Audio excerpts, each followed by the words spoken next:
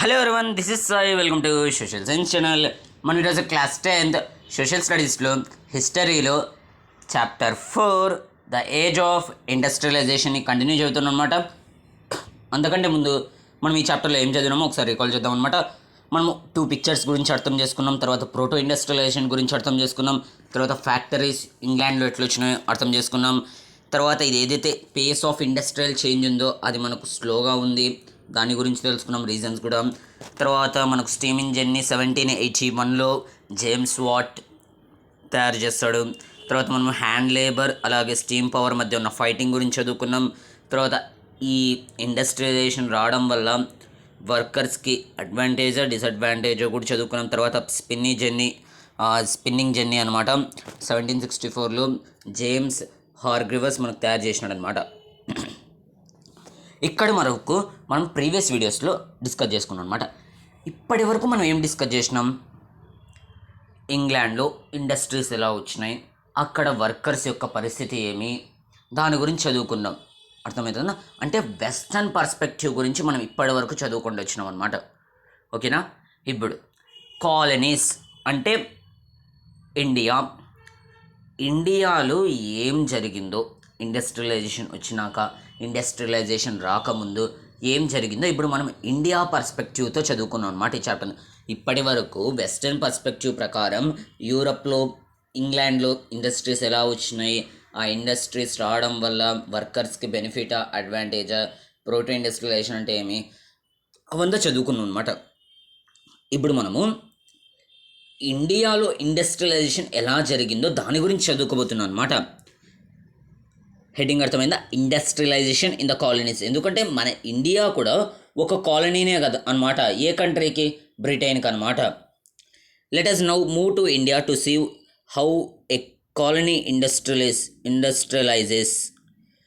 ఒక కాలనీలో ఇండస్ట్రీస్ ఎలా ఏర్పడతాయో అది ఇప్పుడు మనం చదువుకోబోతున్నాం అనమాట. Once again we will look not only at factory industries but also the non mechanised sector. ఎట్లయితే మనము వెస్టర్న్ పర్స్పెక్టివ్ అంటే యూరప్లో చదివే ముందు ఫ్యాక్టరీస్ రాకముందు కూడా ఇండస్ట్రియలైజేషన్ జరిగేది, దాన్ని మనం ప్రోటో ఇండస్ట్రియలైజేషన్ అన్నాం. అలాగే ఇప్పుడు ఇండియాలో ఇండస్ట్రియలైజేషన్ గురించి చదివే ముందు ఫ్యాక్టరీస్ గురించి చదివే ముందు కూడా మనకు ఇండస్ట్రియలైజేషన్ అనేది జరిగింటుందన్నమాట. ఎట్లా? హోమ్స్లో స్మాల్ స్కేల్గా జరిగింటుందన్నమాట. అది ఫస్ట్ చదువుకుంటాం అనమాట. నాన్ మెకనైజ్డ్ సెక్టార్ అంటాం అనమాట. We will limit our discussion primarily to textile industries. ఇప్పుడు మీరు అర్థం చేసుకున్నారనుకోండి, ఇప్పుడు ఇండస్ట్రియలైజేషన్ గురించి చదువుతున్నాం, దేని పర్స్పెక్టివ్ మీద చదువుతున్నాం? టెక్స్టైల్ ఇండస్ట్రీస్ అనే వాటిని ఎగ్జాంపుల్గా తీసుకుని దాన్ని దృష్టిలో పెట్టుకొని మనము ఇండస్ట్రియలైజేషన్ గురించి చదువుతున్నాం అనమాట. ఇప్పుడు ఇండియాలో కూడా మనం ఇండస్ట్రీస్ గురించి చదువుతాం. ఎలా? టెక్స్టైల్ ఇండస్ట్రీని దృష్టిలో పెట్టుకుంటూ మనం చదువుతాం అనమాట. ఎగ్జాంపుల్గా తీసుకొని చదువుతాం అనమాట. The age of Indian textiles అనమాట. అంటే మన ఇండియాలోకి ఫ్యాక్టరీస్ రాకముందు కూడా మనం బట్టలు వేసుకొని తిరుగుతున్నాం అనమాట. అంటే అప్పుడు కూడా మన క్లాత్స్ అనేవి ప్రొడ్యూస్ అనమాట. ఒకటి గుర్తుపెట్టుకోండి, మన ఇండియాలో ప్రొడ్యూస్ అయ్యే క్లాత్ క్వాలిటీ ప్రపంచంలో ఎక్కడ ప్రొడ్యూస్ అయ్యేది కాదనమాట. అప్పుడు అంత ఫైనెస్ట్ క్వాలిటీగా ఉండేది, అంత బ్రాండెడ్గా ఉండేటు అన్నమాట. మీ భాషలో చెప్తే గోల్డెన్ ఎరా అనొచ్చు అనమాట. మన ఇండియన్ టెక్స్టైల్స్ ఉన్నప్పుడు గోల్డెన్ ఎరా అంటాం అనమాట. అంటే అంత క్వాలిటీతో ఉన్న క్లాత్స్ అనేవి మనకు తయారయ్యేటు అనమాట. Before the age of machine industries, silk and cotton goods from India dominated the international market in textiles. చెప్పిందా? మనం టెక్స్టైల్ ఇండస్ట్రీస్ని దృష్టిలో పెట్టుకుంటూ మనం ఈ చాప్టర్ని చదువుకోబోతున్నాం అనమాట. ఫ్యాక్టరీస్ రాకముందు, మిషన్ ఇండస్ట్రీస్ రాకముందు ఇండియాలో టెక్స్టైల్స్ పరంగా మనకు కాటన్ మరియు సిల్క్ అనేటివి ఇంటర్నేషనల్ మార్కెట్లో ఇండియా నుండి వెళ్ళేటివి అనమాట ఎక్కువ శాతం. అర్థమైందా? Coarser cottons were produced in many countries but the finer varieties often come from India. అప్పుడు ప్రపంచంలో అందరూ కాటన్ క్లాత్స్ని ప్రొడ్యూస్ చేసేవాళ్ళు కాదనట్లే, కానీ ఏదైతే బ్రాండెడ్ అంటాం చూడు, క్వాలిటీ అంటాం చూడు, అది మన ఇండియన్ క్లాత్స్లోనే కనబడిచ్చేది అనమాట. Armenian and Persian merchants took the goods from Punjab to Afghanistan, Eastern Persia and Central Asia. మన ఇండియాలో ప్రొడ్యూస్ అయ్యే తయారయ్యే కాటన్ క్లాత్స్ ఏవైతే ఉన్నాయో అవి మనకు అర్మేనియన్ అలాగే పర్షియన్ మర్చెంట్స్ వ్యాపారులు వాళ్ళు మన పంజాబ్ నుండి ఆఫ్ఘనిస్తాన్కి కావచ్చు, ఈస్టర్న్ పర్షియా కావచ్చు, సెంట్రల్ ఏషియాలోకి తీసుకొని వెళ్ళి అమ్ముతున్నారనమాట. మీరు అర్థం చేసుకోవచ్చు, ఫ్యాక్టరీస్ రాకముందు మన ఇండియన్ టెక్స్టైల్స్లో ఉన్న క్వాలిటీనే వేరే లెవెల్ అనమాట. Bales of fine textiles were carried on camel back via the northwest frontier through mountain passes and across deserts. మనకు ఈ టెక్స్టైల్స్ని క్యామెల్స్ ఉంటాయి చూడండి, మనకు హంప్ మీద పెట్టి తీసుకొని వెళ్ళేవాళ్ళు అనమాట. నార్త్ వెస్ట్ ఫ్రంటియర్ ద్వారా, మౌంటైన్స్ ద్వారా, డెజర్ట్స్ ద్వారా తీసుకొని పోయేవాళ్ళు అనమాట వేరే కంట్రీస్కి. అంటే అప్పుడు మనకి ఇట్లాంటి బస్సెస్ కావచ్చు, ట్రైన్స్ కావచ్చు లేవు కదా అనమాట. A vibrant sea trade operated through the main pre colonial ports.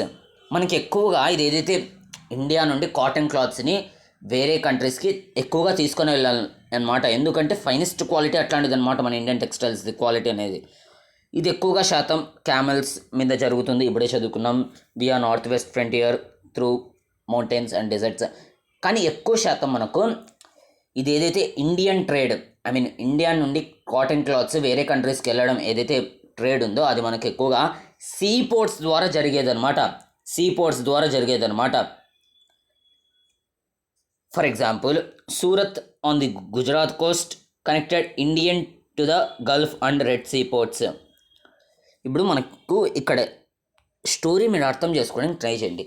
The age of Indian textiles అంటే ఫ్యాక్టరీస్ రాకముందు కూడా మన ఇండియాలో బట్టలు వేసుకొని తిరగవాలన్నమాట. క్లాత్స్ అప్పుడు కూడా ప్రొడ్యూస్ అయ్యేవి. అదేగాక మన ఇండియాలో దొరికే టెక్స్టైల్స్, కాటన్ క్లాత్స్ చాలా ఫైనెస్ట్ క్వాలిటీ అనమాట. అందుకే అందరూ ఇక్కడికి వచ్చి ఇక్కడ నుండి క్లాత్స్ అనేది వాళ్ళ కంట్రీస్ తీసుకొని పోయి అమ్మేవాళ్ళు అనమాట. మనకి ఎక్కువగా ఇది క్యామెల్స్ మీద పెట్టి మౌంటైన్స్, డెజర్ట్స్ ద్వారా తీసుకొని పోతారు. తర్వాత ఏం చెప్పినారు, ఎక్కువగా ఇది మనకు సీ పోర్ట్స్ ద్వారా జరుగుతుందంటారు. దానికి ఎగ్జాంపుల్ ఏమి, మనకు ఇండియా మ్యాపు, ఓకేనా, ఒక్క నిమిషం, ఇండియా మ్యాప్ ఓకే.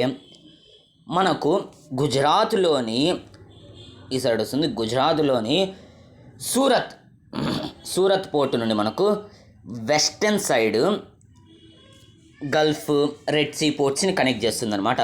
అలాగే ఈస్టర్న్ సైడ్ మసూలీపట్నం ఉండే ఇది మనకు ఈస్టర్న్ వరల్డ్లో ఉన్న ట్రేడ్స్ని కంట్రోల్ చేస్తుంది అనమాట. మసూలీపట్నం ఆన్ ది కోరమండల్ కోస్ట్, ఇంకొంచెం కిందకు వస్తుంది అనుకోండి, మనకు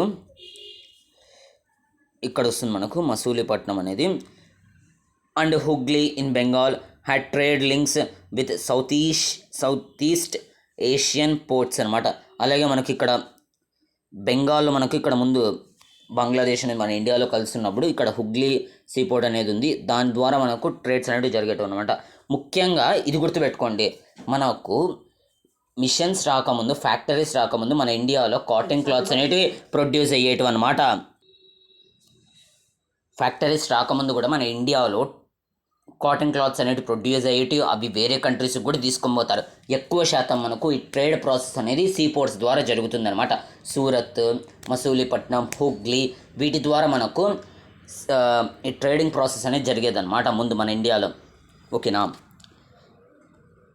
నెక్స్ట్ హౌ, ఇప్పుడు నేను ఏమంటున్నా, కాటన్ క్లాత్స్ ప్రొడ్యూస్ అయ్యేటివి, ట్రేడ్ జరిగేటివి అంటున్నా, అది ఎలా జరుగుతుంది, హౌ, ఇదే క్వశ్చన్ కూడా అవుతుందన్నమాట, ఓకేనా.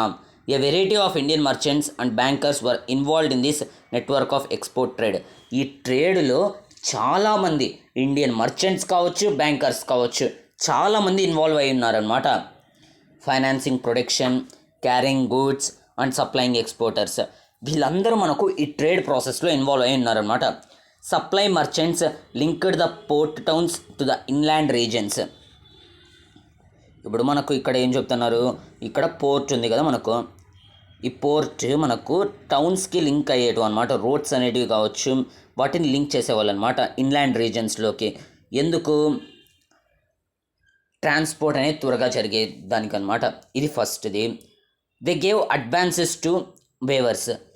వీళ్ళు ఎవరైతే కొనుక్కోనికి వస్తారో ఇండియాకి ఆ కాటన్ క్లాత్, వాళ్ళు వేవర్స్కి అడ్వాన్సెస్ అనేది ఇచ్చేవారు అనమాట. Procured the woven cloth from the weaving villages and carried the supply to the ports. వాళ్ళు ఎవరికైతే కాటన్ క్లాత్ అది కావాలో వాళ్ళు వేవర్స్కి అడ్వాన్సెస్ ఇచ్చేసి విలేజెస్లో నుండి ఆ వోవెన్ క్లాత్ని తీసుకొని పోర్ట్స్ వరకు వెళ్ళి అక్కడ నుండి వాళ్ళ దేశాలకి వెళ్ళిపోయేవాళ్ళు అనమాట.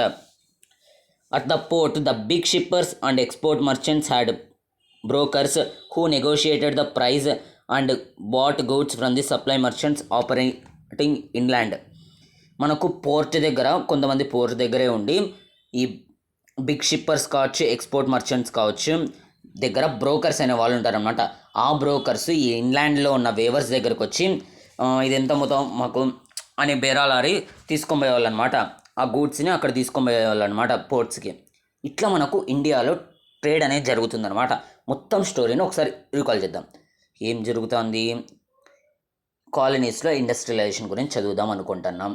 ఓకే, ఇండియాలో మనకు ఫ్యాక్టరీస్ రాకముందు కూడా ఇండియాలో మనకు ఇండస్ట్రియలైజేషన్ అనేది జరిగేది. ఎలా అంటే మనకు టెక్స్టైల్ ఇండస్ట్రీస్ని ఎగ్జాంపుల్గా తీసుకోమన్నారు.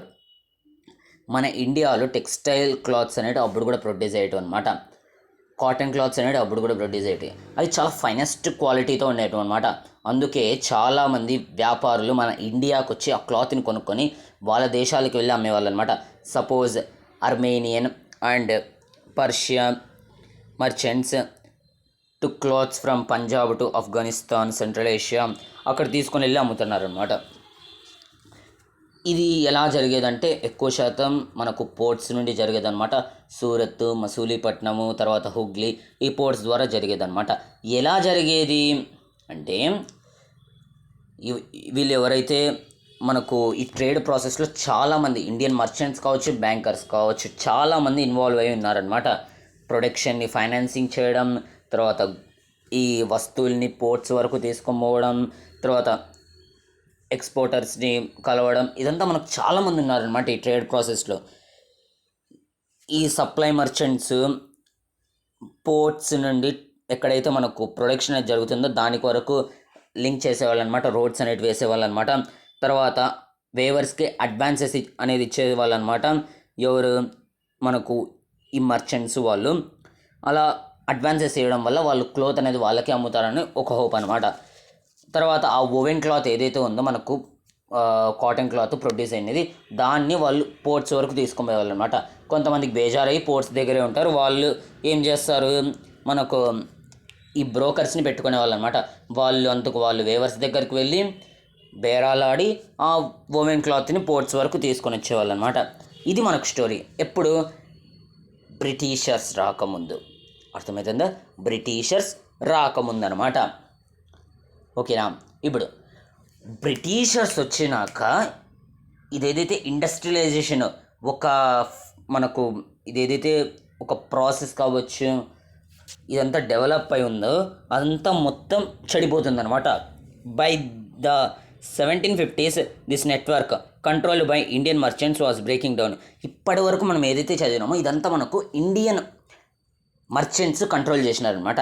కానీ 1750s నుండి మనకు ఈ నెట్వర్క్ ఏదైతే డెవలప్ అయి ఉందో అది బ్రేక్ డౌన్ అవుతుందన్నమాట. ఎందుకంటే ఆ టైం తర్వాత మనకు బ్రిటిషర్స్ రావడం మొదలవుతుందన్నమాట ఇండియాకి. అర్థమైందా? The European companies gradually gained power, first securing a variety of concessions from local courts, then the monopoly rights to trade. మనకు ఫస్ట్ ఇండియాకి బ్రిటిష్ వాళ్ళు ఎలా వచ్చినారంటే ఒక ట్రేడర్ లాగా వచ్చినారనమాట.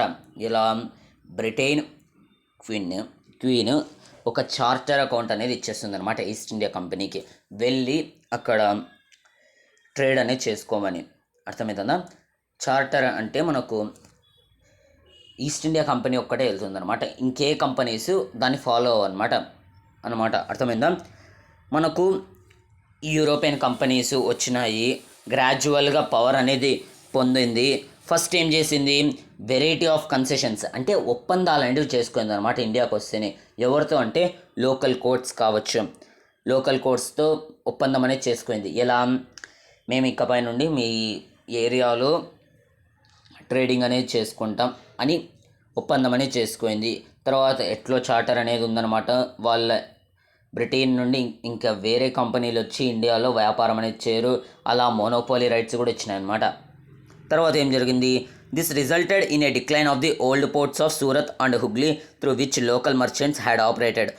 బ్రిటిషర్స్ రావడం వల్ల ఈ ఇండియన్ మర్చెంట్స్ ముందు ఈ పోర్ట్స్ ద్వారా వాళ్ళ యొక్క ట్రేడింగ్ ప్రాసెస్ అనేది జరిగేదనమాట. ట్రేడింగ్ ప్రాసెస్ అనేది జరిగేది. అది రాను రాను డిక్లైన్ అవ్వడం మొదలైందనమాట with the coming of Europeans అనమాట. Exports from these ports fell dramatically. The credit that had financed the earlier trade began drying up, and the local bankers slowly went bankrupt. ఈ ports నుండి ఏవేవి, సూరత్, హుగ్లీ, తర్వాత మసూలిపట్నం, ఈ 3 ports నుండి జరిగే trading రాను రాను డిక్లైన్ అవుతూ వచ్చిందనమాట. దీనివల్ల మనకు ఎవరైతే లోకల్ బ్యాంకర్స్, మర్చెంట్స్ ఎవరైతే ఉన్నారో వాళ్ళు బ్యాంక్రప్ట్ అయిపోయినారనమాట. అంటే అప్పుల్లోకి కోల్పోయినారు, లేకుంటే వాళ్ళ వ్యాపారం అనేది నష్టం వచ్చేసిందనమాట.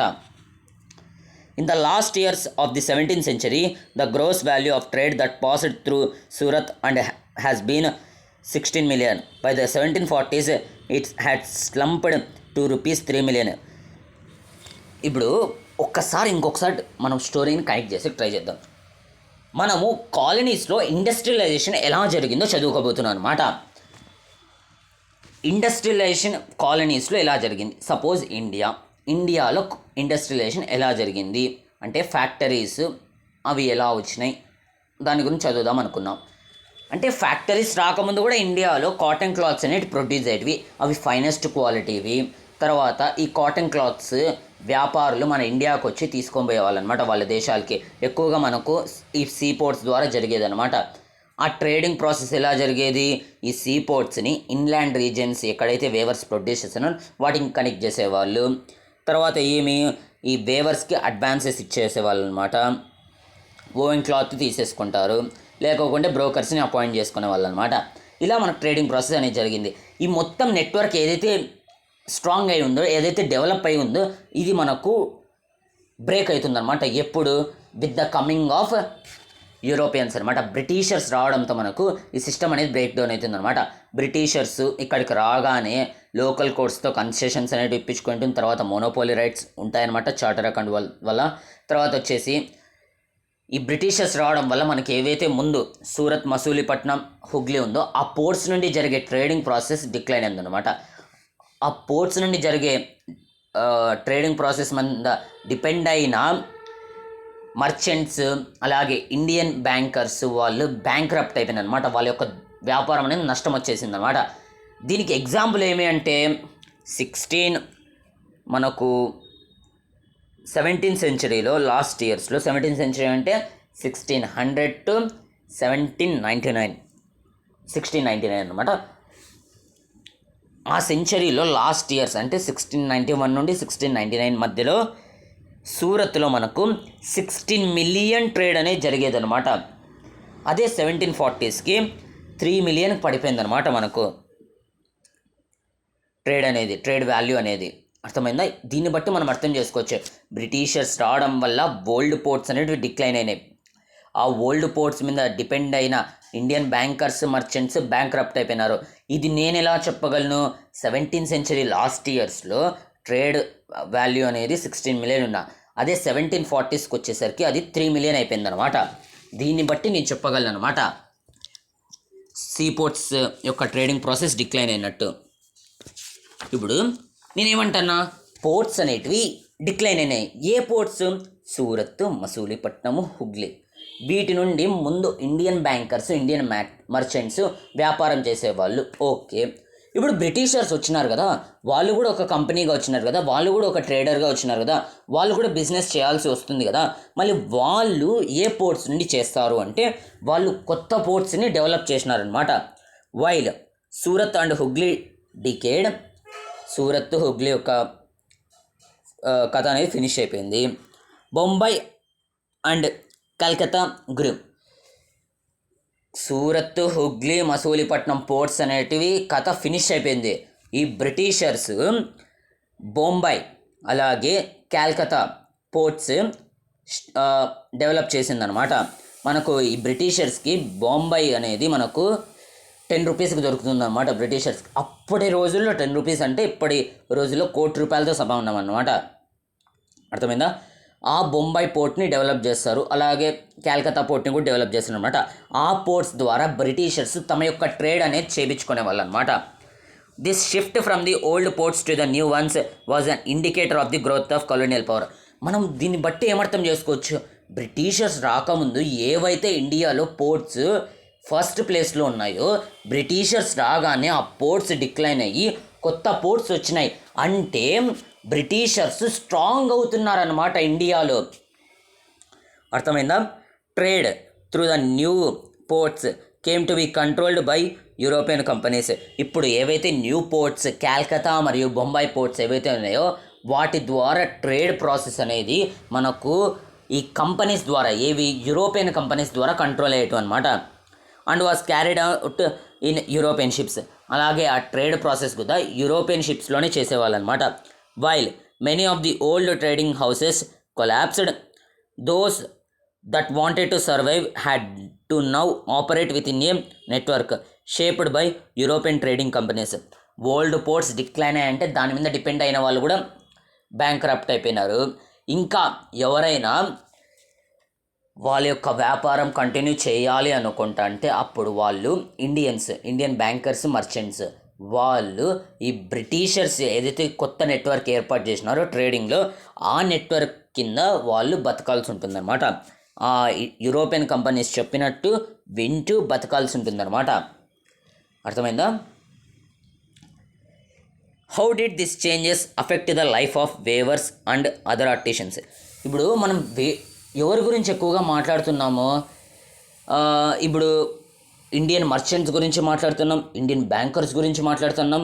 అదే ఈ వేవింగ్ క్లాత్ని కొనుక్కొని అమ్ముతారు చూడు బయట దేశాలకి, వాళ్ళ గురించి మాట్లాడుతున్నాం. కానీ ఆ క్లాత్ని ఎవరైతే తయారు చేస్తారో వాళ్ళ గురించి మాట్లాడట్లేదు అనమాట. పాయింట్ అర్థమైందా? వేవర్స్ గురించి. ఇదేదైతే షిఫ్ట్ మనకు ఇండియన్ పవర్ దగ్గర నుండి కొలోనియల్ పవర్కు, ఈ షిఫ్ట్లో జరిగిన చేంజెస్ వల్ల వేవర్స్ యొక్క లైఫ్ ఎలా ఎఫెక్ట్ అయిందో మనం చూద్దామన్నమాట. వాట్ హ్యాపెండ్ టు వేవర్స్కి ఏం జరిగింది, ఎటువంటి నష్టం అనేది వచ్చింది? The consolidation of east India company power after the 1760s did not initially led to A decline in textile exports from India. European companies మన ఇండియాకు వచ్చినప్పుడు స్టార్టింగ్లో మన ఇండియా ట్రేడ్కి ఎటువంటి ఇబ్బంది కలగలేదన్నమాట. ఎందుకు? యూరోపియన్ కంపెనీస్ స్టార్టింగ్లో ఒక ట్రేడర్గా వచ్చినాయన్నమాట. కానీ తర్వాత వాళ్ళ యొక్క అధికారం కావచ్చు వాటిని పెంచుకొని మనల్ని కంట్రోల్ చేయడం మొదలుపెట్టినారనమాట. British cotton industries had not yet expanded and Indian fine textiles were in great demand in Europe. Britishers వచ్చినప్పటికీ మనకు ఇండియాలో యూరోపియన్ ఫ్యాక్టరీస్ అనేటివి పూర్తిగా ఎస్టాబ్లిష్ అయ్యి లేవన్నమాట. అప్పుడు కూడా మన ఇండియన్ టెక్స్టైల్సే యూరోప్లో ఎక్కువ డిమాండ్లో అనేటివి ఉండేటివి అనమాట. So the company was on expanding textile exports from India. స్టార్టింగ్లో యూరోపియన్ కంపెనీస్ ఉన్నప్పుడు మన ఇండియాలో ప్రొడ్యూస్ అయ్యే కాటన్ టెక్స్టైల్స్ని కొనుక్కొని వాళ్ళ యూరోప్కి వెళ్ళి అమ్మేవాళ్ళు అనమాట. అర్థమైందా? ఇప్పుడు మనం వేవర్స్ యొక్క జీవితంలో ఏం జరిగిందో 2 పార్ట్స్గా చూడబోతున్నాం అనమాట. అంటే ఫస్ట్, బ్రిటిషర్స్ రావడం వల్ల వేవర్స్కి ఏమైనా నష్టం జరిగిందా, లాభం జరిగిందా? తర్వాత బ్రిటిషర్స్ అధికారం చేతిలోకి తీసుకుంటారు చూడండి, పూర్తి అధికారం అనేది ఇండియా మీద. అప్పుడు ఏం జరిగింది వేవర్స్ యొక్క జీవితాల్లో, అది మనం చదువుకోబోతున్నాం అన్నమాట. ఫస్ట్, బ్రిటిషర్స్ రావడంతో లేకుంటే బ్రిటిషర్స్ రాకముందు ఎలా ఉండేదో మనం చూద్దాం అన్నమాట వేవర్స్ యొక్క జీవితం. Before establishing political power in Bengal and Carnatic in the 1760s and 1770s, Britishers ఒక ట్రేడర్గా వచ్చినప్పుడు ఇండియాకి, the East India Company had found it difficult to ensure a regular supply of goods for export. స్టార్టింగ్లో ఈస్ట్ ఇండియా కంపెనీ ఇండియాకు వచ్చినప్పుడు weavers నుండి ఈ cotton క్లాత్ని కొనుక్కోవడంలో ఇబ్బంది అనేది ఎదురైందనమాట. ఎందుకు? చాలామంది ఈస్ట్ ఇండియా కంపెనీ ఒక్కడే కాదు, ఫ్రెంచ్, డచ్, పర్షియన్ మార్కెట్స్ వాళ్ళందరూ ఇండియన్ క్లాత్ కోసం పోటీ పడుతున్నారు అనమాట. అందుకు ఈస్ట్ ఇండియా కంపెనీకి మంచి కాంపిటీషన్ వచ్చిందనమాట. The French, Dutch, Portuguese as well as the local traders competed in the market to secure woven cloth. ఈ పర్షియన్ కావచ్చు, డచ్ కావచ్చు, పోర్చుగీస్ కావచ్చు, లేకుంటే ఈస్ట్ ఇండియా కంపెనీ కావచ్చు, వీళ్ళందరూ పోటీ పడినారనమాట ఇండియన్ వోవెన్ క్లాత్ని చేతిలోకి తీసుకోవడానికి, దక్కించుకోవడానికి. So the weavers and supply merchants could bargain and try selling the produce to the best buyer. మీ అందరు పోటీ పడుతున్నారు, బాగానే ఉంది. వేవర్ ఏమంటున్నాడంటే, మీరందరూ పోటీ పడుతున్నా బాగానే ఉంది, ఎవరైతే నాకు ఎక్కువ డబ్బులు అనేది ఇస్తారో నా ఓవెన్ క్లాత్కి, వాళ్ళకే నేను ఈ ఓవెన్ క్లాత్ అనేది అప్పగిస్తానని తనకి ఇష్టం వచ్చినట్టు ఎన్ని రైట్స్ అయినా పెట్టచ్చు అనమాట, ఎంత అన్నా పెట్టచ్చు అనమాట. Waiver in their letters back to India, company officials continuously complained of difficulties of supply and the high prices.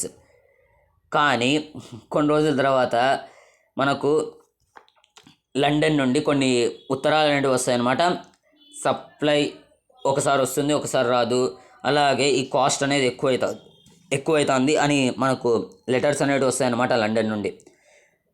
ఇప్పుడు మనకు ఇక్కడ ఏమర్థమవుతుంది, వేవర్స్కి కొంచెం ప్రాఫిట్గానే ఉంది. ఎందుకు, వాళ్ళు అనుకున్న రేటుకు వాళ్ళు అమ్మగలుగుతున్నారు అనమాట వాళ్ళ యొక్క క్లాత్ అనేది. అంటే అప్పుడు లాభమే కదా, వాళ్ళకి అడ్వాంటేజే కదా.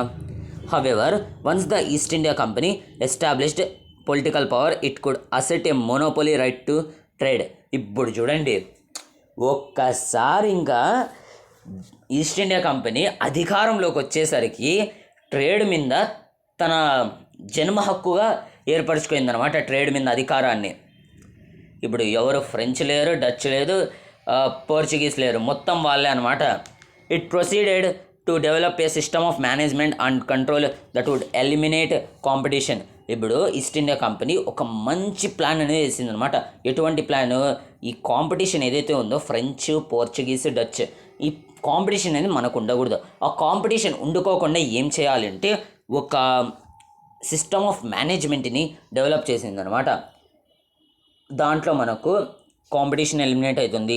అలాగే ఇది ఏదైతే కాస్ట్ ఒక్కొక్కసారి ఎక్కువ, ఒక్కొక్కసారి తక్కువ, ఇది ఏదైతే ఉందో అది ఆపుతుంది. అలాగే రెగ్యులర్ సప్లై, 3 monthsకి ఒకసారి వేవర్ ఖచ్చితంగా క్లాత్ని మనకు అమ్మాల్సిందే. అటువంటి regular supplies thus it did through a series of steps. వీటిని సిరీస్ ఆఫ్ స్టెప్స్లో డెవలప్ చేసిన అనమాట. ఏవేవి, కాంపిటీషన్ని ఎలిమినేట్ చేయడం, తర్వాత రెగ్యులర్ సప్లైస్ని ఎన్ష్యూర్ చేయడం, కాస్ట్ని ఫిక్స్డ్గా పెట్టడం, ఇలా ఇవేవైతే స్టెప్స్ ఏవైతే ఉన్నాయో అవి ఒక సిరీస్ ఆఫ్ స్టెప్స్లో మనకి ఏర్పడాయి అనమాట.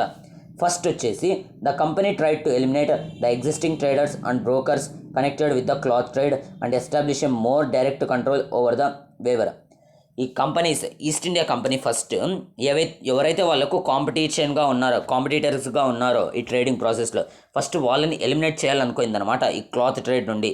ఎలా, వేవర్తో డైరెక్ట్ కాంటాక్ట్ లింక్ అనేది ఏర్పాటు చేసుకుందనమాట కంపెనీ అనేది, ఈస్ట్ ఇండియా కంపెనీ. తర్వాత ఆ ఈస్ట్ ఇండియా కంపెనీకి ఒక సర్వెంట్ అపాయింట్ చేసుకుందనమాట ఈస్ట్ ఇండియా కంపెనీ, తనకంటూ ఒక సర్వెంట్ని. ఎవరు, గుమస్తా అంటామన్నమాట. Gumasta to supervise weavers, collect supplies and examine the quality of cloth. ఇప్పుడు ఈస్ట్ ఇండియా కంపెనీ పొలిటికల్ పవర్ని గెయిన్ చేసుకున్నాక 3 కోరికలు ఉన్నాయన్నమాట. ఒకటి, కాంపిటీషన్ని అవాయిడ్ చేయడం, తర్వాత కాస్ట్ని స్థిమితంగా ఉంచడం రేట్లను, తర్వాత రెగ్యులర్ సప్లైస్ని ఎన్ష్యూర్ చేయడం. ఈ 3 కోరికలు అనేవి ఉన్నాయి. ఆ 3 కోరికలు నెరవేర్చుకోవడానికి ఒక సిరీస్ ఆఫ్ స్టెప్స్లో జరిగిందనమాట. ఎట్లా, ఫస్ట్ కంపెనీ కాంపిటీషన్ ఏదైతే ఎగ్జిస్టింగ్ ట్రేడర్స్, బ్రోకర్స్ ఉన్నాయో వాళ్ళతో కాంపిటీషన్ని కట్ చేసుకుంది. తర్వాత డైరెక్ట్ కాంటాక్ట్ అనేది పెట్టుకుంది అనమాట వేవర్తో, డైరెక్ట్ కాంటాక్ట్. తర్వాత ఆ ఈస్ట్ ఇండియా కంపెనీ తనకంటూ ఒక గుమస్తాని ఏర్పాటు చేసుకుంది అనమాట.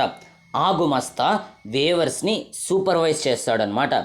వేవర్స్ని ఎలా, బాగా పనిచేస్తున్నారు లేడా, అట్లా కొనుగొంటున్నాడా, లేకుంటే నీట్గా కుట్టట్లేదా క్లాత్ని, అలా చెక్ చేస్తూ ఉంటారనమాట.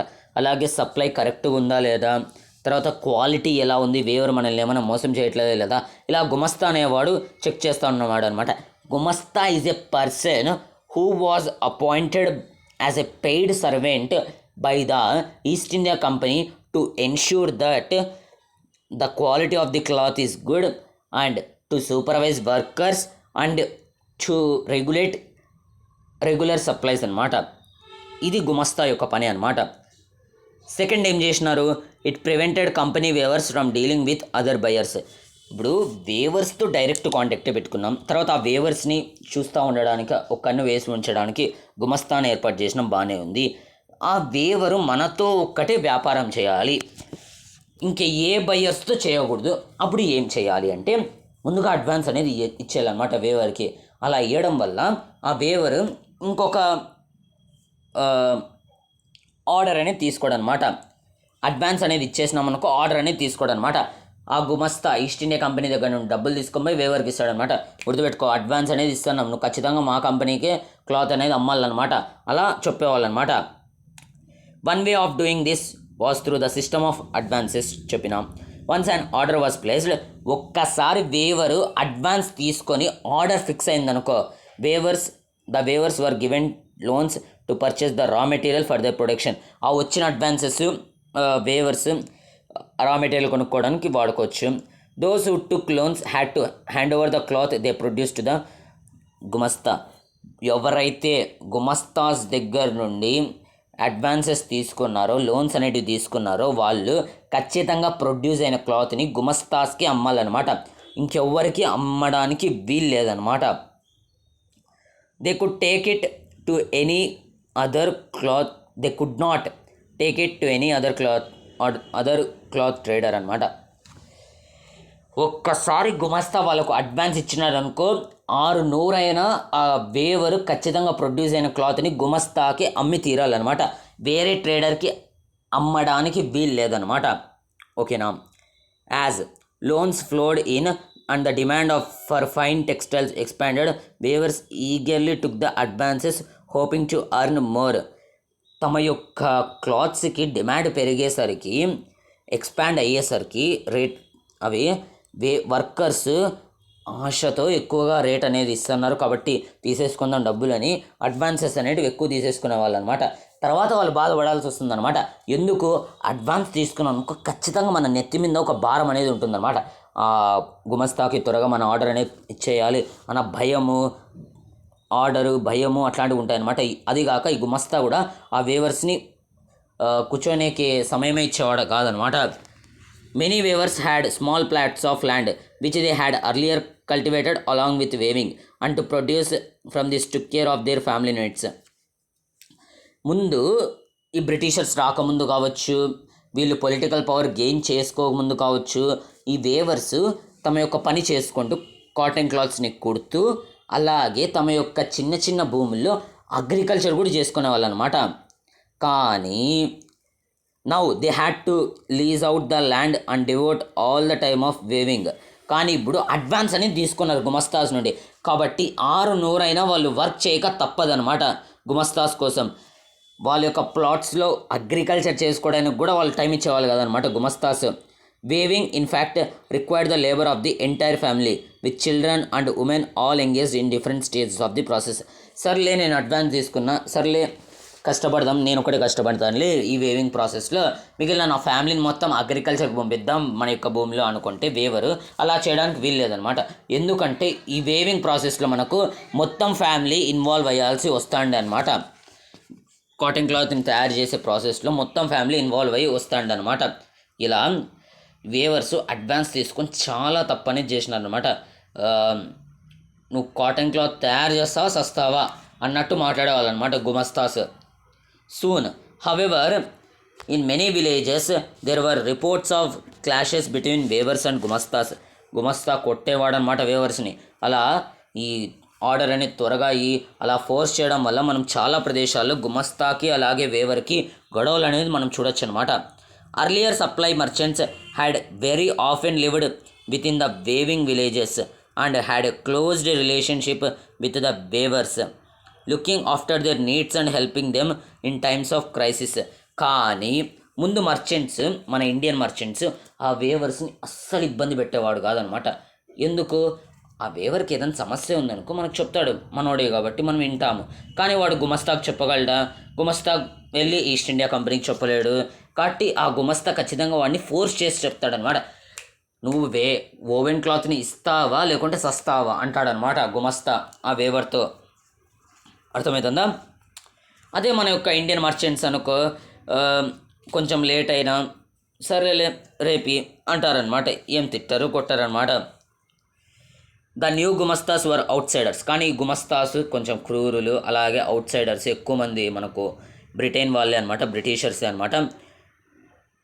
With no long term social link with the village, they acted arrogantly, marched into the villages with sepoys and peons and punished weavers for delays in supply, often beating and flogging them. ఈ గుమస్తాస్ చూస్తారనమాట, weavers త్వరగా ఇస్తే పర్వాలే అడిగిన date లోపల, ఇవ్వకపోతే విలేజెస్లో ఉన్న social లింక్ని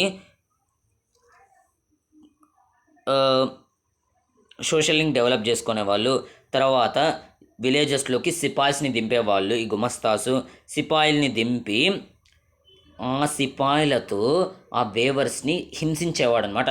ఏమి టైంకి ఇస్తావని చెప్పి ఆర్డరు ఇవ్వ, అనుభవించు శిక్ష అని వేసేవాళ్ళు అనమాట ఈ sepoys. The weavers lost the space to bargain for prices and sell to different buyers. ముందు ఆ వేవర్స్ తమకు ఇష్టమైన రేటు చెప్పి డబ్బులు తీసుకునే వాళ్ళు అనమాట, వాళ్ళు ప్రొడ్యూస్ చేసిన క్లాత్. కానీ ఇప్పుడు ఈ east India company power gain చేసినాక వాళ్ళకు ఆ ఛాన్స్ అనేది పోయిందనమాట. వాళ్ళకి ఎంత ఖరీదు ఐ మీన్ సెల్లరు ఎంత రేటుకి అమ్మాలని కూడా వేవరు హక్కు లేదనమాట. ఈస్ట్ ఇండియా కంపెనీ ఎంత రేటుకి కొంటే అంత రేటుకి అమ్మాలన్నమాట weavers. The price they received from the company was miserably low, and the loans they had accepted tied them to the company. East India companies ఇచ్చే ప్రైస్ అనేది చాలా తక్కువగా ఉంది. అదేగాక మన వాళ్ళు లోన్స్ త్వరగా తీసుకోవడం వల్ల ఆ కంపెనీకి కాటన్ క్లాత్స్ని ప్రొడ్యూస్ చేయాల్సి వస్తుందన్నమాట. ఇప్పుడు ఒకసారి స్టోరీ మొత్తం చదివేద్దాం అనమాట. ఫస్ట్ కాలనీస్లో ఇండస్ట్రియలైజేషన్ ఎలా జరిగిందో చదువుకోవాలనుకున్నాం, బాగానే ఉంది. ఈ ఫ్యాక్టరీస్ రాకముందు కూడా ఇండియాలో ఇండస్ట్రీస్ అనేటివి ఉండేవన్నమాట. అవి మనకు ఎక్కువగా టెక్స్టైల్ ఇండస్ట్రీస్ ఎగ్జాంపుల్. ఆ టెక్స్టైల్ ఇండస్ట్రీస్ తమ యొక్క ట్రేడ్ అనేది కొన్ని పోర్ట్స్ ద్వారా చేసుకునే వాళ్ళు అనమాట. తర్వాత పోర్ట్స్ని ఇన్లాండ్ రీజన్స్తో లింకింగ్ చేయడం, తర్వాత బ్రోకర్స్ని పెట్టుకోవడం, కొంతమంది ప్రొడ్యూస్ అయిన క్లాత్ని పోర్ట్స్ వరకు తీసుకొని పోయి వాళ్ళ దేశాలకు తీసుకొని పోయి అమ్మడము, అవుట్ సైడర్స్ ఇలా జరిగేదనమాట. కానీ మనకు బ్రిటిషర్స్ వచ్చినాక ఈ ట్రేడింగ్ ప్రాసెస్ నెట్వర్క్ కావచ్చు మొత్తం డిస్టర్బ్ అయిపోతుందన్నమాట. వాళ్ళు ఓల్డ్ పోర్ట్స్ ఏవైతే ఉన్నాయో వాటిని డిక్లైన్ చేయించేస్తారు. ఆ పోర్ట్స్ మీద, ఓల్డ్ పోర్ట్స్ సూరత్, హుగ్లీ అటువంటి పోర్ట్స్ మీద డిపెండ్ అయిన వాళ్ళ యొక్క జీవితాలు కూడా చాలా దుర్భరమయ్యేటివి. ఓల్డ్ పోర్ట్స్ డిక్లైన్ అవుతాయి, అలాగే న్యూ పోర్ట్స్ బొంబాయి, హుగ్లీ అవి డెవలప్ అవుతాయన్నమాట. హుగ్లీ కాదు, క్యాల్కతా, అవి డెవలప్ అవుతాయన్నమాట మనకు. ఈ మొత్తం ప్రాసెస్లో వేవర్స్ యొక్క పరిస్థితి ఏమి అంటే, బ్రిటిషర్స్ వచ్చినప్పుడు అంటే పొలిటికల్ పవర్ గెయిన్ చేయకముందు, గెయిన్ చేసినాక, పొలిటికల్ పవర్ గెయిన్ చేయకముందు వేవర్స్ యొక్క లైఫ్ అనేది చాలా బాగుందన్నమాట. ఎట్లా, వాళ్ళు డిసైడ్ చేసిన ప్రైజ్కే ఖచ్చితంగా కన్జ్యూమర్ కొనాల్సి ఉంటుందన్నమాట. అదే మనకు ఈ బ్రిటిషర్స్ పవర్ని గెయిన్ చేసినాక ఏం జరిగింది, ఒక సిరీస్ ఆఫ్ నెట్వర్క్ని క్రియేట్ చేసినారనమాట. ఎలా గుమస్తాస్ని అపాయింట్ చేయడం, ఆ గుమస్తాస్ వేవర్స్ని చెక్ చేస్తూ ఉండడం, బాగా పనిచేస్తున్నారు లేదా, కరెక్ట్ టైం సప్లై ఇస్తున్నారు లేదా, ఒకవేళ కరెక్ట్ టైం సప్లై ఇవ్వకపోతే గుమస్తా వాళ్ళని శిక్షించడము, ఇలా మనకు జరిగేదన్నమాట. In many places in Carnatic and Bengal, weavers deserted villages and migrated, setting up loans in other villages where they had some family relations. ఈ వేవర్స్ ఈ గుమస్తాకు భయపడి, గుమస్తాస్కి తమ యొక్క గ్రామాలని వదిలేసి వేరే గ్రామాలకి వెళ్ళిపోయే వాళ్ళనమాట. ఏ గ్రామాల్లో అయితే వాళ్ళకు రిలేషన్స్ ఉంటారో ఆ గ్రామానికి వెళ్ళి నివసించే వాళ్ళనమాట. ఎందుకు, అక్కడే ఉన్నారనుకోండి ఆ వేవర్స్కి ఆ గుమస్తాస్ నుండి చాలా హింసని ఎదుర్కోవాల్సి వస్తుందన్నమాట. Elsewhere weavers along with the village traders revolted, opposing the company and its officials. కానీ కొంతమంది వేవర్స్ పిరికోల్లాగా పారిపోలేదు. కొంతమంది వేవర్స్ ఈ విలేజ్ ట్రేడర్స్ కావచ్చు, గుమస్తాస్ కావచ్చు, కంపెనీ అండ్ ఇట్స్ అఫీషియల్స్ కావచ్చు తిరుగుబడినారనమాట. Over time, many weavers began refusing loans, closing down their workshops and taking to agricultural labours. కొంతమంది weavers నువ్వు loan ఇచ్చినావా, ఇస్తే ఇనిలే అనే వాళ్ళు కూడా అయిపోయినారనమాట వేవర్స్. ఆ లోన్స్ గురించి మర్చిపోయి తమ యొక్క వర్క్ వదిలేసి వేవర్స్ ఏదైతే వేవింగ్ ఉందో ఆ వర్క్ను వదిలేసి అగ్రికల్చర్ వర్క్స్కి వెళ్ళిపోయేవాళ్ళు అనమాట. ఎందుకంటే ఆ ప్రెషర్ని తట్టుకోలేకపోతాను అనమాట, గుమస్తాస్ నుండి వచ్చే ప్రెషర్. త్వరగా మాకు ఆర్డర్ అనేది పూర్తి చేయాలా, అది ఏదైతే ప్రెషర్ ఉందో వాళ్ళు తట్టుకోలేకపోతున్నారు అనమాట గుమస్తాస్. అందుకే వాళ్ళ యొక్క వర్క్ షాప్స్ని వదిలేసి అగ్రికల్చర్ లేబర్, వాళ్ళకి ముందు చెప్పిన ప్లాట్స్ అనేవి ఉండే స్మాల్ అగ్రికల్చర్ ప్లాట్స్, దాంట్లోకి వెళ్ళి వర్క్ చేయడం మొదలుపెట్టినారనమాట వేవర్స్.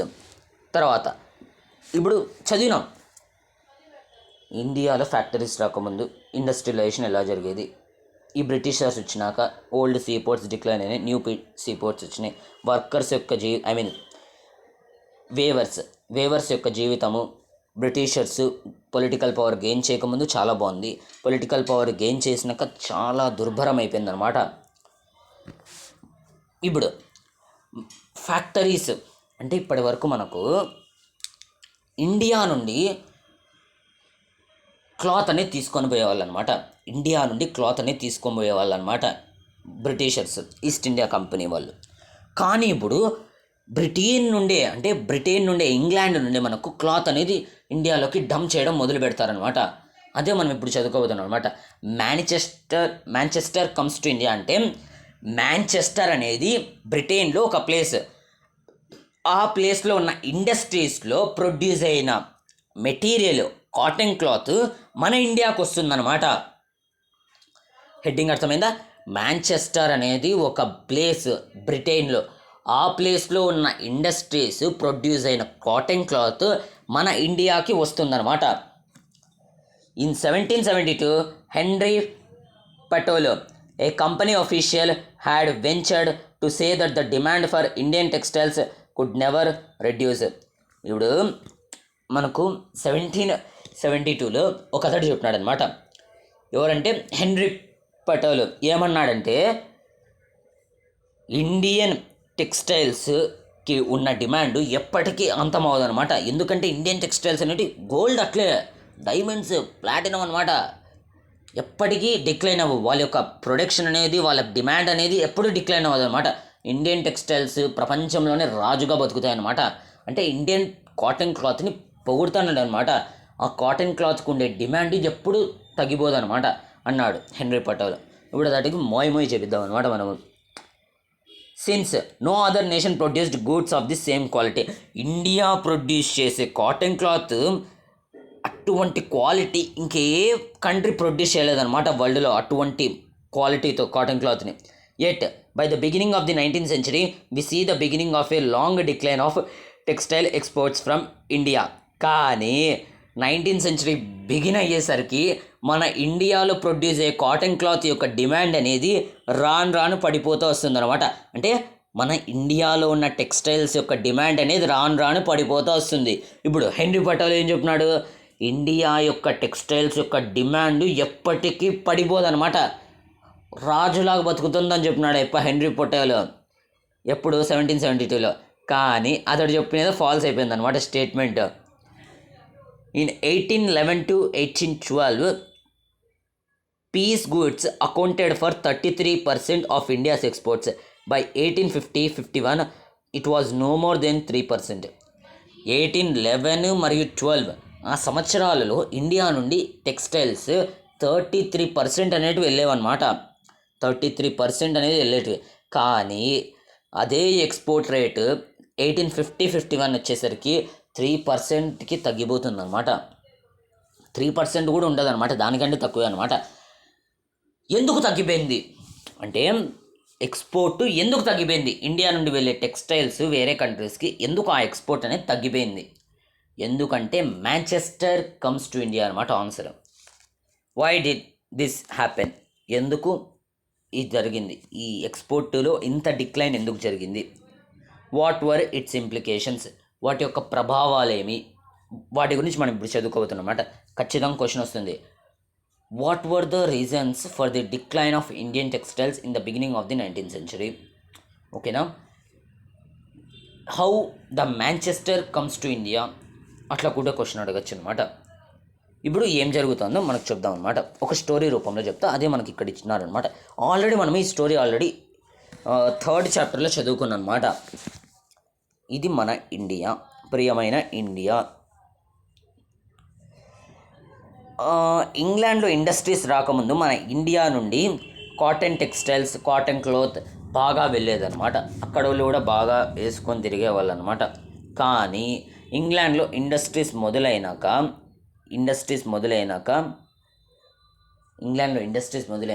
ఇలా అన్నారనమాట గవర్నమెంట్తో, మీరు ఎన్నాళ్ళు ఇండియా నుండి కాటన్ క్లాత్ తీసుకున్నారు, మీరు ఒకవేళ ఇండియా నుండి కాటన్ క్లాత్ అనేది ఇంపోర్ట్ చేయించుకున్నారు అనుకోండి, మా ఇండస్ట్రీస్లో ప్రొడ్యూస్ అయ్యే కాటన్ క్లాత్ ఎవరు కొన్నారనమాట ఇంగ్లాండ్లో.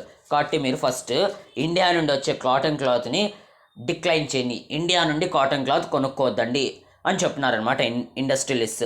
సరే, ఇంగ్లాండ్ గవర్నమెంట్ కూడా అట్లనే చేసింది, ఇండియా నుండి ఇంకా కాటన్ క్లాత్ని రాణించుకోవట్లేదు.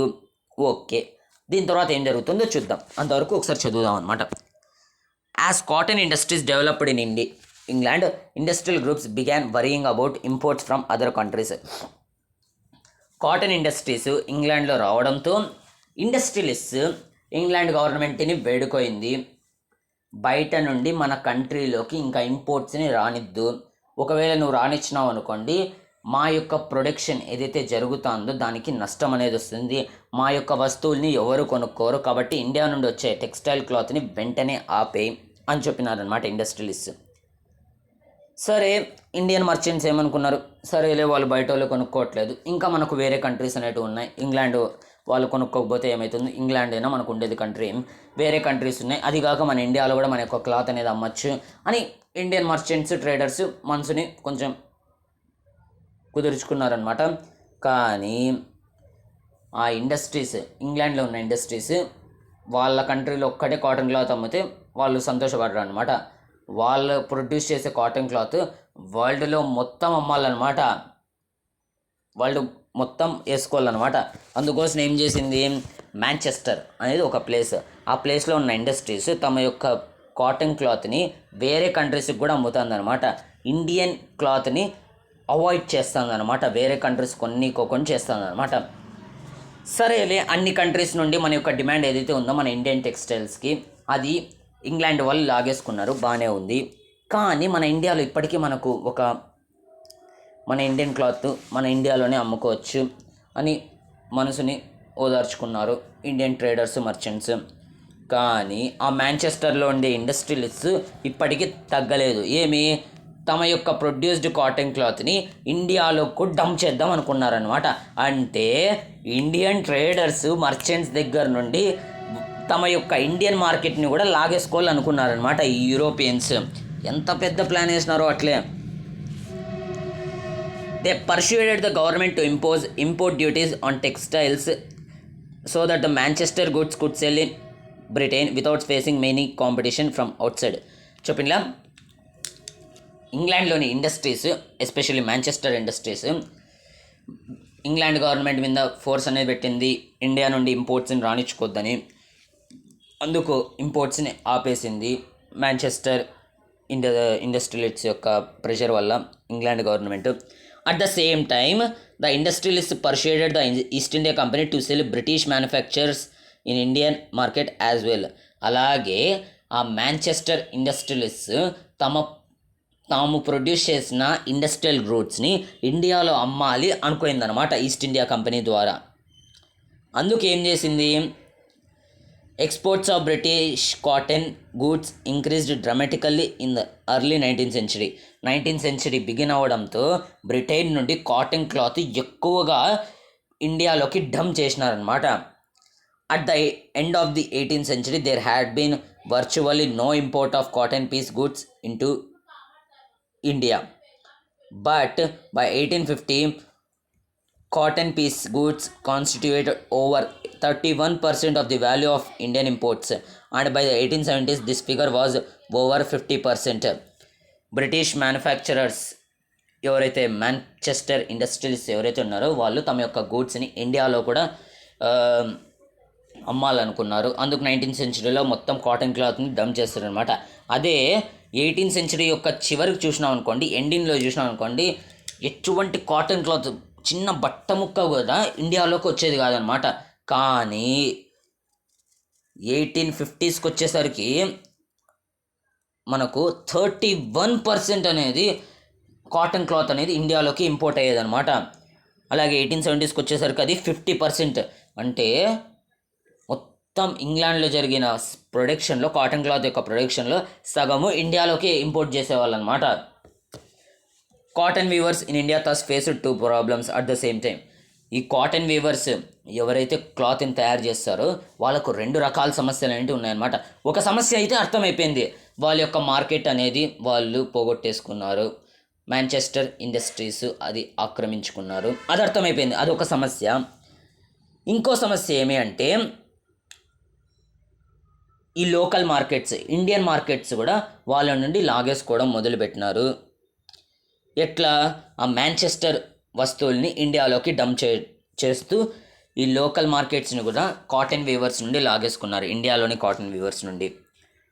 Produced by machines at lower cost, the imported cotton goods were so cheap that weavers could not easily compete with them.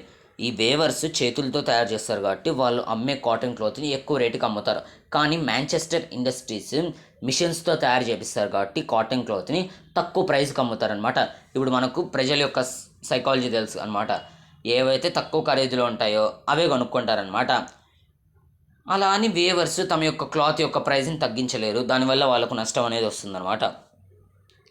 By the 1850s, reports from most weaving regions of India narrated stories of decline and desolation. 1850s వచ్చేసరికి ఇండియాలో చాలామంది weavers కావచ్చు, వాళ్ళు cotton క్లాతర్స్ కావచ్చు, cotton weavers కావచ్చు, చాలా సమస్యలు, తమ యొక్క మార్కెట్ లాసెస్లోకి వెళ్ళిపోయింది, తమ మార్కెట్ని పోగొట్టేసుకున్నారు. అలాగే తమ ప్రొడ్యూస్ చేసిన కాటన్ క్లాత్ మార్కెట్లో వెళ్ళట్లేదు, సేల్ అవ్వట్లేదు, ఇలా చాలా సమస్యలు అనేవి ఫేస్ చేయాల్సి వచ్చిందనమాట. By the 1860s, weavers faced a new problem. కానీ 1860 వచ్చేసరికి వాళ్ళు ఇంకో కొత్త ప్రాబ్లం ఫేస్ చేయాల్సి వచ్చిందనమాట. ఎట్లా? They could not sufficient supply of రా కాటన్ ఆఫ్ గుడ్ క్వాలిటీ. ఇప్పుడు మీరు ఆలోచించండి, ఇండియా అనేది బ్రిటిష్ కాలనీ, ఓకే, బ్రిటన్లో మనకు మాంచెస్టర్లో ఇండస్ట్రీస్ అనేవి డెవలప్ అవుతున్నాయి. వాళ్ళు ఇండియాలోకి కావచ్చు మిగిలిన మార్కెట్స్లో తామే కాటన్ క్లాత్ని అమ్మాలి అనే ఏంతో ఉన్నారు. వాళ్ళు కాటన్ క్లాత్ ఎక్కువగా ప్రొడ్యూస్ చేయాలంటే వాళ్ళకు ఎక్కువగా కాటన్ రా మెటీరియల్గా కావాల్సి ఉంటుందన్నమాట.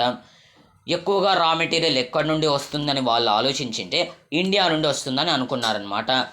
అది కాక ఇండియా అనేది ఆ బ్రిటన్కి ఒక కాలనీ, అట్లా వాళ్ళకు ఒక బెనిఫిట్ అనమాట. గవర్నమెంట్తో మాట్లాడి ఇండియాలో ప్రొడ్యూస్ అయ్యే మొత్తం రా కాటన్ని వాళ్ళు ఇంగ్లాండ్కి తీసుకోమన్నారనమాట. దానివల్ల ఆ కాటన్ని యూజ్ చేసి క్లాత్ని తయారు చేసే వేవర్స్ ఇండియాలో సమస్యలను ఎదుర్కోవాల్సి వచ్చిందనమాట.